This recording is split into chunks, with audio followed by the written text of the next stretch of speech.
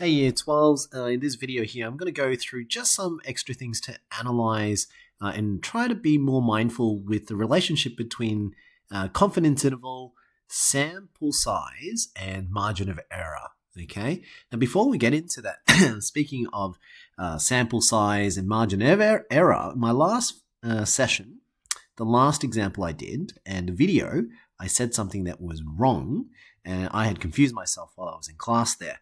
So this bit, this example in the previous video, which is called part 2, ironically, this is part 1. This part, I confused myself because when I said the sample proportion of 0.752, and then I just linked it back to the first example. The thing is, this is then, it made my brain assume n was equal to 5,000, which is funny because we found here n needed to be at least 17191 onwards in order for you to get a 2% margin of error and still want to be 95% confident, right? So what is this sample proportion? And when I wrote 3,760 over 5,000, well, this is one proportion for which n equals 5,000. But you don't have to have that to have the same proportion. I mean, you could have had 752 out of 1,000, and that would have been the same proportion, except in this case, n is 1,000. So what we're having here is that we don't know what n is. How big should our sample size be? If I wanted a margin of error to be 2% and I still wanted to be 95% sure that the population proportion, the actual proportion in reality, is somewhere between, and then you give them an interval, right? And you want to be 95% sure that it's within that interval. So between A and B, I am confident that the population proportion will sit somewhere between that 95% of the time. Well, then I would need an n sample, so sample size to be at least 1,791, which is a huge sample size to conduct, to even run that sort of type of experiment, to say the least. So that's the idea. So when I said it in class, it wasn't that you needed 5,000 people in a sample and then you needed 1,791 samples. That doesn't make sense, okay? So just wanted to clarify that bit there. All right, let's get back to today's lesson then. Today's lesson is to analyze how does the sample size, as we're changing it, how does it affect the confidence interval and then thereby also affecting your margin of error? What's the relationship, okay? And before we get into that, I'll give you the logic of sample space and where it all sort of starts, and then we'll analyze the components. Okay, so let's scroll all the way back to the logical page. So this is the section that I had skipped. But before I do, let's get back to this bit. So this is on the first page of your notes for sample size 17D. Logic to the confidence interval. So one of the things we understand so far is that we know that in a distribution Z-axis, standard normal, that one distribution to the left and right of the mean, we can say that 68% of data is taken, right? And they know that by finding the integration, okay? And same thing from -2 to 2, we know this is then 95%, approximately, right? So what we're analyzing here is that this has a mean of 0 and a standard deviation of 1. That's a standard normal, okay? We know that the relationship between a standard normal graph and a normal distributed graph, so that means a reality x-axis, okay? So this is the reality, that the mean can't be 0 and the standard deviation is not 1 in reality. This mean is something else, okay? So it's something else and different standard deviation. But we know the relationship is that z connects with x by this transformation that we've learnt from 16E. So x, the data, minus the mean. So how far is the actual data from the mean? And then dividing by the standard deviation. Remember, this is all the transformations involved. So moving the function left to right, and there's a dilation to it. Okay? This is the relationship between z and x, which usually is the sample success. Okay? And what that means is that if I picked out a group, let's say n equals 3 from our class, and the example I used in class was, let's say X is the number of people who have an Apple phone, okay? This is the sample success. So how many people have an Apple phone? So you can have 0 out of 3 for your proportion. You can have 1 person out of the 3 that I choose. It could be 2 out of 3 or 3 out of 3, right? Those are proportions. So when you do the distribution, normal distribution, you're distributing the sample success, okay? But in our study in chapter 17, it is not about the sample success, but rather the proportion of the sample success. And all it is then it's your p hat is your sample success out of, well, how big's your sample size? Okay, so it's over n. The larger the sample size, the generally more accurate, logically. True? Okay, so we're then going to relate this. Well, let's say if the x-axis, instead of it being x, what if it's p hat? And how does that change things? Well, then the relationship between z and p hat will be this. This will not be x anymore, but there will be p hat. Now, we know with a sample proportion, if it's going to be a normal approximation, if we're going to use normal approximation, we know that it has to follow the fact that it is a large population for us to make that assumption. Okay, so we're going to say it's a large population, and when it's a large population, we make this assumption, okay, that the expected sample proportion, we expect that when you pick a small sample from the big population, so population, we expect that the p hat proportion, so sample proportion, is relatively not that different from the actual population. Okay, assuming that it's a really big population, and hypothetically, we found that 80% of students have an Apple phone, right? Then I expect that when I pick any random proportion in our classes, it shouldn't vary that much. It's about 80% of people. Okay, so that's the assumption that we're making, right? When it's large enough. So we say the expected value, which is the mean, is equal to p. So that means the formula now becomes p hat minus mean, which is p. And then dividing by the standard deviation, which just like from our last exercise, standard deviation, there was a proof to it as well, but you don't need to know it. You just need to know this. And it all comes from that binomial distribution formula, just a little play with it. So binomial distribution, it's normally NP. The variance is NP times Q, or NPQ, or NP1 minus P. That's the formula from binomial, chapter 14. And that n disappears, especially when you have this relationship where it's the number of sample success times 1 on n, and then 1 on n cancels out. Okay, but anyways, forget about that. Don't read into that. I'm just giving you the idea that these two formulas come from the fact that it's a large population. Okay, large population and, in this case, large sample size. So large sample size, large population, we can use normal approximation for a binomial distribution, and we can then use the properties of a binomial distribution. Following so far? Okay, pause there if you need to. Just think about what I just said. All right, so that means the formula then becomes sample proportion minus the expected value, okay, which is then p, and then that's over, what's that, p hat minus p all over, oh, sorry, what am I doing? It's p minus 1 minus p divided by n.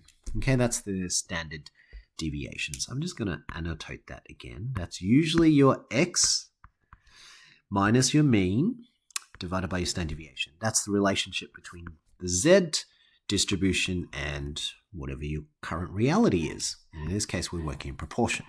Okay, so fast forwarding. This section here is just me teaching already in class. If you want, just watch my video again where I asked, what if you wanted to be 90% confident or 60% confident?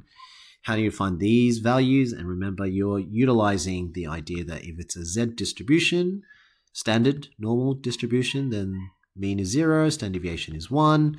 And if you say want it to be 60% confident, well, either side will then have to be 20 and 20 evenly, symmetrically. And so then you can do inverse normal, where this side is 0.2 and you can use mean 0 and standard deviation 1, so inverse norm, which is here, in order to get the z value for C1. But whatever C1 is, it's likely negative, and then C2, which we normally call C2, will be the positive version of that, okay, because it's symmetrical. All right, so that was just that little bit there. Now let's flip over the page to get back to my point about why was I harping on the Z connection, the relationship between the sample proportion and the Z distribution. So if the sample size n is large enough, and remember, how do you know it's large enough? It's when np and n1 minus p, so n number of the sample size times the probability of success versus sample size times the probability of failure. If both of them is greater than 5, then we can say the sample size is large enough for this population. Okay, and therefore we can then use normal approximation. Okay, so this is the relationship we normally say z with x, but in this case we're now doing z with p hat minus p. Then using that same understanding, so this bit here that I was just talking about, we know already, just from our previous example, that we know for a z distribution, and finding out at this point, if it was approximately 95% confidence interval, so C1 to C2, then we know that this is 2.5%. And this is 2.5%. If you work out for C1, it turns out that rounding it to 2 decimal places is about 1.96. Okay? And then this is 1.96. All right, so we got this. So we're saying that the chances, the probability of Z, so Z distribution between C1 and C2, so this is C1 to C2, we are 95% confident that's the area. Okay, that also gives us an interval. So if I take this, and that's equal to z, and I resubstitute it to z, because I'm connecting z distribution with the sample proportion, right? When I connect those two, this is what I get in the next line. So in this line here, what I'm saying is my sample proportion, just the one sample statistic that I have, and they call it point estimate, and I want to predict what the actual population proportion is, right? So remember the example I used in class with Joe. I was saying, like, imagine I got only one SAC test from him, and I used that one SAC test to then make a prediction for what his study score would likely be. Okay? How confident can I be? Now, and I hopefully illustrated my point in the last session that to be really confident, I can do that. I can say something like, I think Joe can get a rule 40 plus or minus, and I could say 30. If I did that, I'm pretty confident Joe would fit somewhere between that. So, because it's the margin of error that's really huge. Yeah, my error in prediction has to be accounted for that it's going to be pretty off. Like, it can be really hugely off. I could be really close, but I could be really bad, right? So plus or minus 30 will give me a range between 10 and 70. So I'm pretty confident. I could almost say 99% confident that he'll range between, actually I'll probably be 100% confident he'll range between 10 and 70. Okay? And the reason why I can be that 100% confident is simply because the margin of error is affected. All right? So I can use the one test. But what we want is, well, with the one proportion, what's my interval of confidence? How can I be that confident? Where can I work with that? So we rearrange this now. We're going to rearrange this so that we can work out, well, what would P, the actual true population proportion, where should it really sit? Between what values? So we're now going to times both sides to get rid of this denominator by multiplying both sides by the square root, right? So that's why if you multiply this side, well, let me just get my pen up again, times this side by root of P minus 1 minus P divided by N, and then times the same thing with this side, this cancels out, true? And so I get this next line. So let's call this K. Okay, that's your K value, which is the Z value. And this is your standard deviation. Okay, so I'm multiplying standard deviation on both sides. And then from here, remember I'm trying to find p, so I'm going to subtract p hat on both sides. So that's minus p hat, that's minus p hat. And then I'm going to divide everything by negative, which funny enough, this becomes plus, and this becomes minus. Okay. Sorry, that becomes plus as well. But the difference is that one becomes positive, and then this one becomes negative. And also remember the sign changes when you divide by a negative, which is why you end up with something like this. Pause the video if I went a bit too fast there. You can even do it yourself, minus p hat on both sides, and then divide both sides by negative, and you swap the signs, and smaller side comes this side, and then the large value comes to the right. Then we get to this point. This is a key in the theoretical point.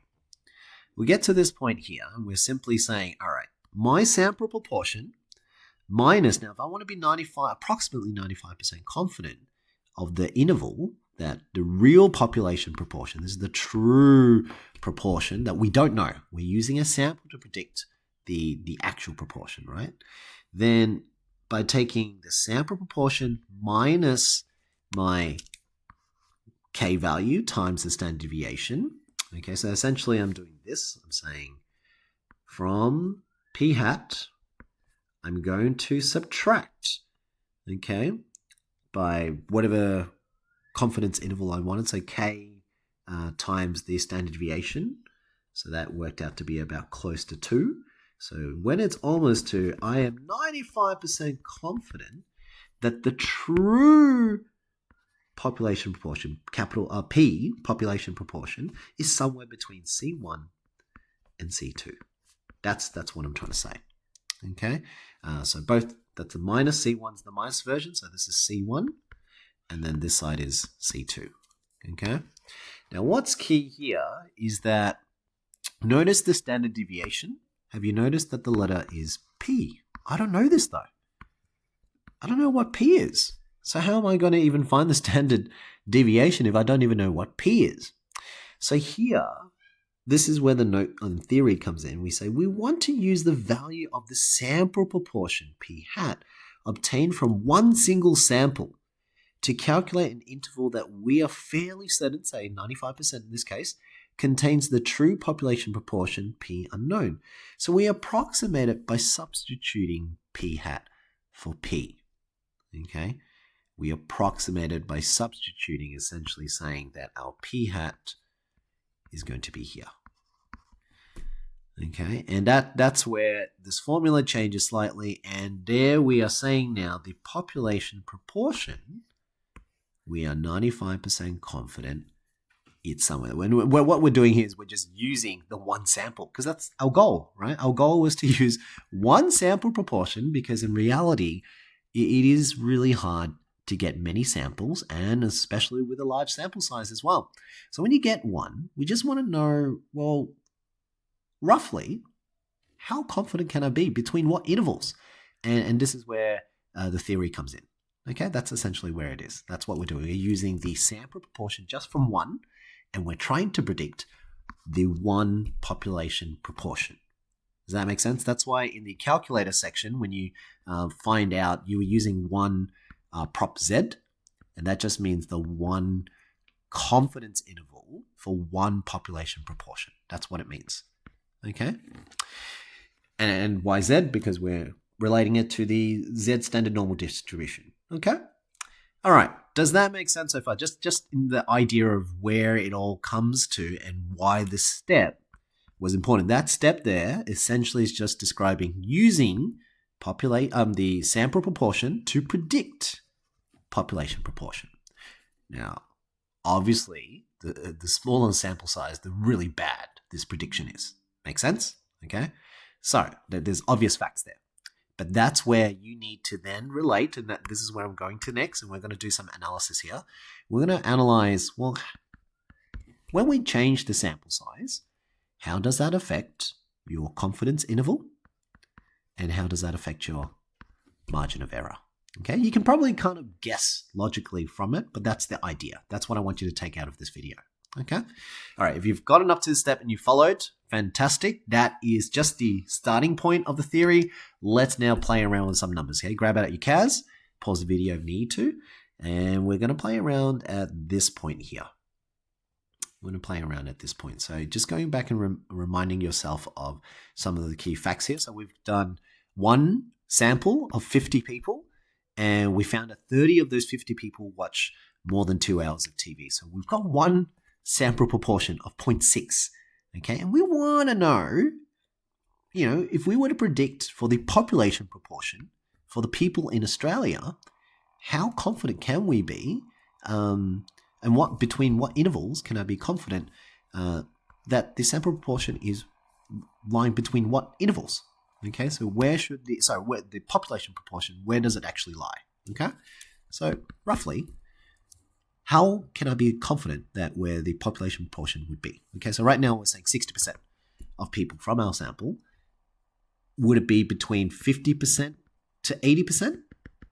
Or would I say something like between 10% to 99% or 1% to 99%? Because I'll be pretty confident that the population proportion is somewhere between there.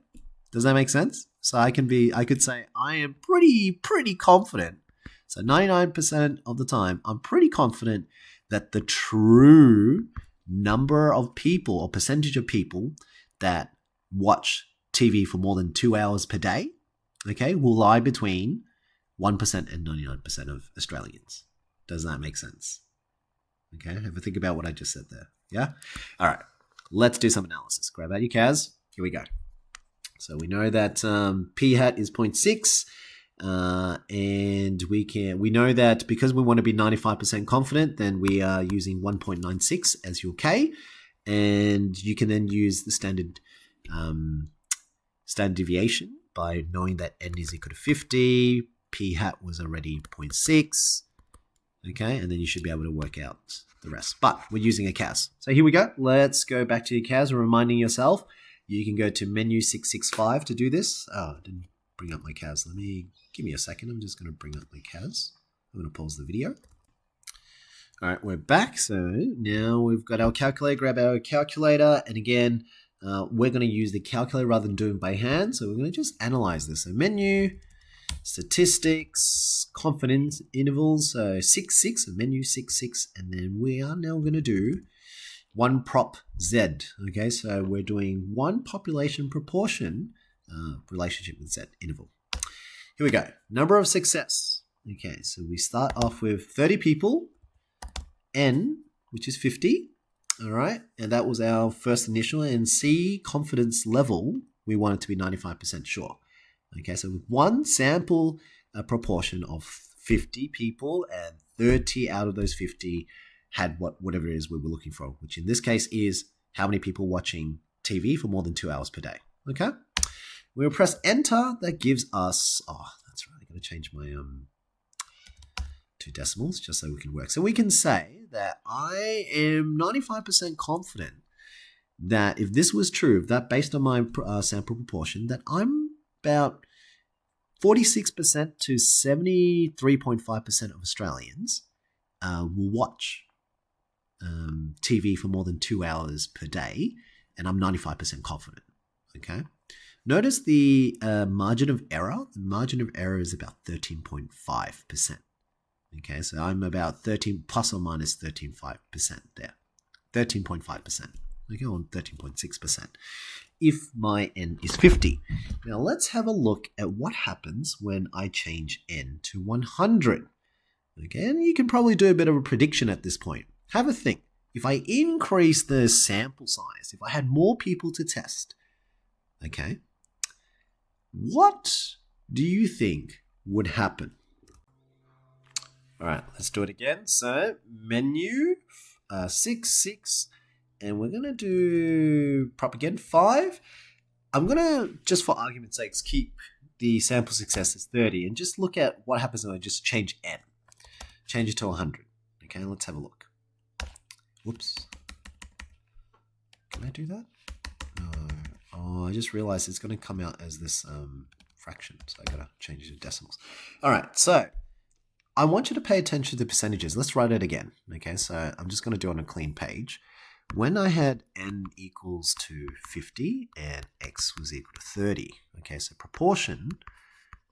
sample proportion was 30 out of 50, which is 0.6, right? we got a confidence interval of, what was it again? It was 46 to 73.5. So 46% to 73.5% of Australians, we're 95% confident that the true population will sit somewhere there. That 46 to 73.5% of Australians will watch TV for more than 2 hours per day. Okay? Then what I did was I kept the 30, but I increased it to 100, which now actually changed the proportion to 0.3. But N is now 100. And let's have a look at what happened to the prediction for the confidence interval. So coming down, confidence interval now is between 21% to 39%.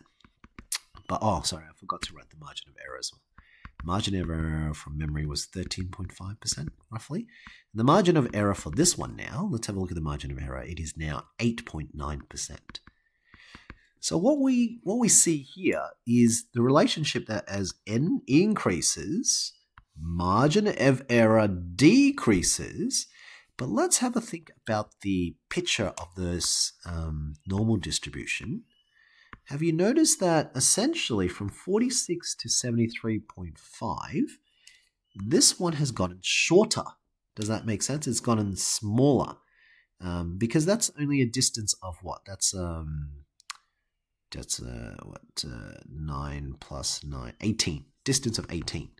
Yeah, whereas this one is definitely 20 plus 6, so it's about 26 difference. So we can already see that the interval has gotten shorter.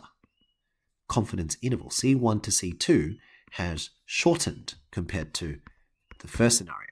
But then you might argue to say, well, sir, you've changed the proportion because it's 0.3 and 0.6. So obviously that's much less of a chance, right?